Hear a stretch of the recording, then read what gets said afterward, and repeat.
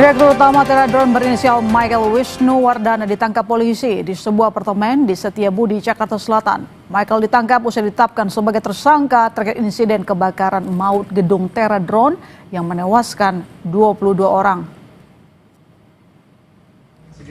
Gini Pak, tapi nggak bisa lagi, Bapak mau gini-gini Pak juga. Bukan, surat yang saya terima itu kan besok jam 10. Ya, jadi gini Pak. Direktur Teradron Michael Wisnu ditangkap usai jadi tersangka dalam kasus kebakaran yang terjadi di kantor perusahaan drone itu di Kemayoran, Jakarta Pusat pada 9 Desember 2025. Meski sempat kebingungan dan menolak ditangkap, tersangka akhirnya dibawa polisi usai menjelaskan penyidik sudah memiliki bukti. Saat ini penyidik masih melakukan pemeriksaan terhadap tersangka dan akan melanjutkan penahanan.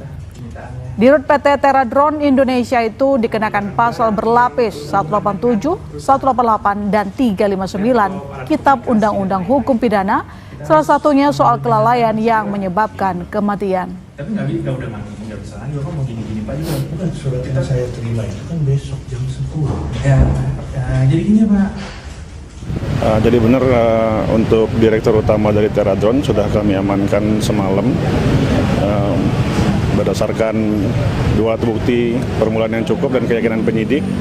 Jadi kami tingkatkan statusnya menjadi tersangka dan sudah kami terbitkan surat perintah penangkapan.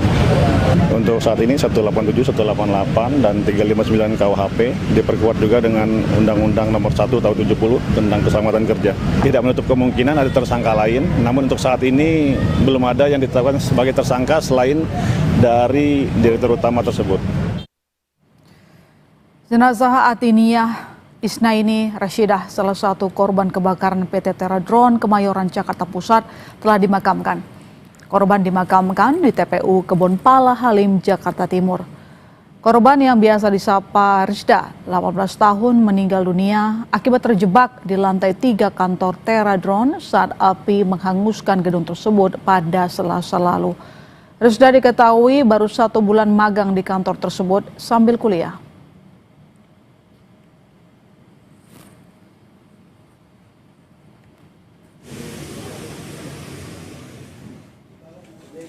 Ini kok sampai jam kemarin itu sampai jam 8, sampai jam 9 kok tidak ada. Yeah. Saya telepon ke perusahaan juga, kayaknya nomornya sudah nggak bisa kok ya. Akhirnya saya buka kompas.com di Google itu. Loh, kok ada berita seperti ini? Ya Allah, ya Allah, ya Allah. Mudah-mudahan anak saya selamat. Akhirnya saya berangkat ke sana jam 9 malam. Jadi informasikan oleh mereka bahwa anak saya sudah ada di rumah sakit Polri. Peristiwa mencekam kebakaran gedung di Kemayoran, Jakarta Pusat yang menyebabkan 22 orang meninggal Selasa lalu menyeret Direktur Utama PT Teradron Indonesia, Michael Wisnuwardana, menjadi tersangka. Polisi mengenakan pasal kelalaian yang mengakibatkan kematian. Polisi juga masih mendalami bukti dan saksi lantaran pemilik gedung dan pemilik usaha merupakan 2 orang yang berbeda. Pemilik gedung dan pemilik usaha adalah 2 orang yang berbeda. Nah, kami akan mendalami informasi dari lingkungan sudah berapa lama beroperasi, informasi dari perusahaan untuk berapa lama beroperasi, tentunya ini menjadi bagian. Dan hari ini kami juga akan memeriksa pihak dari manajemen apakah sudah diperhitungkan terkait dengan resiko dari usaha ini. Selain kepolisian, Mendagri juga menurunkan tim untuk mengecek keamanan gedung untuk melakukan audit dan menelusuri apakah seluruh prosedur dan syarat pembangunan hingga penerbitan sertifikat layak fungsi telah dipenuhi. Karena itu nanti yang menentukan teknis dari kepolisian, laboratorium forensik, dari Irjen Kemendagri akan mendalami prosedur mekanisme pengeluaran PBG. SLF, sertifikat layak fungsi, untuk pencegahan dan mitigasi bila terjadi kebakaran. Nah, kemudian menguji aturan-aturan itu apakah sudah cukup, kemudian termasuk juga pengujian reguler, cek regulernya. Salah satu keluarga korban menceritakan mengetahui informasi kebakaran dari televisi dan berharap putrinya selamat. Jam 2 saya nonton TV, kayak ada orang turun pakai tali darurat gitu kan. Saya nggak tahu kalau itu kantor anak saya gitu. Karena kan itu diinfoinnya adalah salah satu gedung di Kemayoran. Saya nangkapnya, selama ini anak saya cerita dia kerja di Teradron, perusahaan yang bergerak di bidang penyemprotan sawit. Katanya salah satu pemiliknya itu juga warga negara Malaysia. Saya pikir dia masih bisa menyelamatkan diri lah gitu. Ya, tapi ternyata Tuhan berkehendak lain. Kebakaran gedung Teradron terjadi Selasa 9 Desember. Proses evakuasi korban yang terjebak di atap gedung berlangsung dramatis. 22 orang dilaporkan meninggal dalam peristiwa ini. Polisi telah berhasil mengidentifikasi seluruh korban dan menyerahkan kepada keluarga. Tim Liputan, Kompas TV.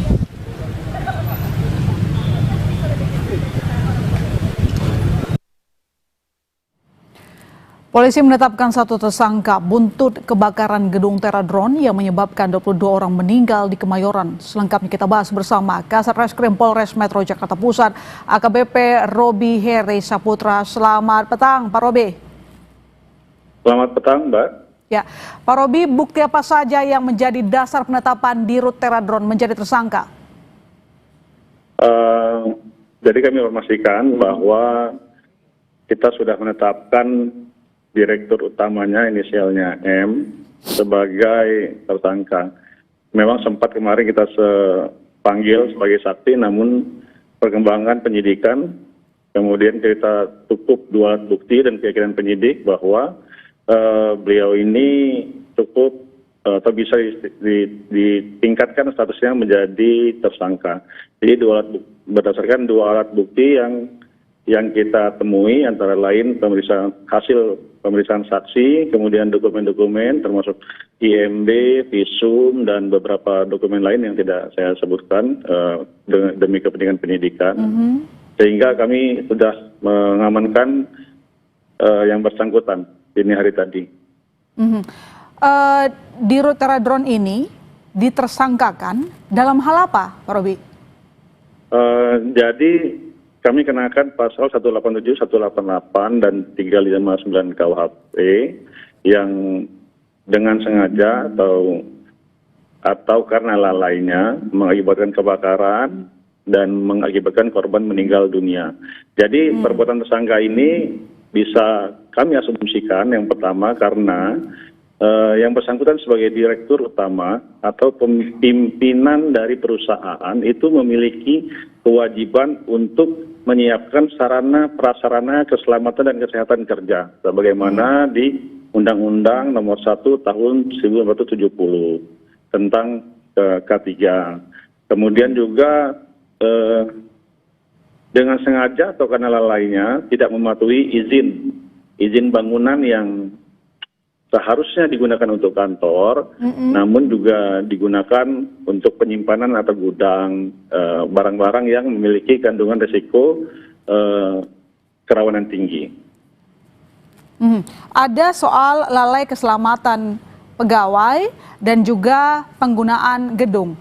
Saya konfirmasi, Pak, soal kelalaian untuk bertanggung jawab keselamatan karyawan. Benarkah misalnya hanya punya 1 pintu keluar masuk, lalu kemudian area dari tangga yang sempit sehingga membuat para pegawai yang terjebak sulit untuk menyelamatkan diri, atau seperti apa sehingga pihak kepolisian menetapkan Dirut sebagai tersangka? Ya, itu adalah fakta yang kita temukan di TKP bahwa memang gedung tersebut ada 6 lantai, 7 kalau kita menghitung dengan rooftopnya, itu hanya ada 1 pintu masuk di bawah. Ya, jadi kemudian tangga dari lantai 1 sampai dengan lantai 6, lantai 7 dengan rooftopnya, itu ada tangga yang besarnya ya kurang lebih 1,5 meter ya. Ada juga 1 lift, namun tidak ada jalan evakuasi. Nah, jadi itu kami anggap cukup untuk melanggar tadi yang saya sampaikan, Undang-Undang Keselamatan Kerja tadi ya, Keselamatan dan Kesehatan Kerja. Karena sebagai pimpinan harusnya yang bersangkutan mengetahui kondisi yang membahayakan para karyawan dalam perusahaan tersebut. juga dia harus menyiapkan ada pelatihan evakuasi, SOP penanganan baterai yang tidak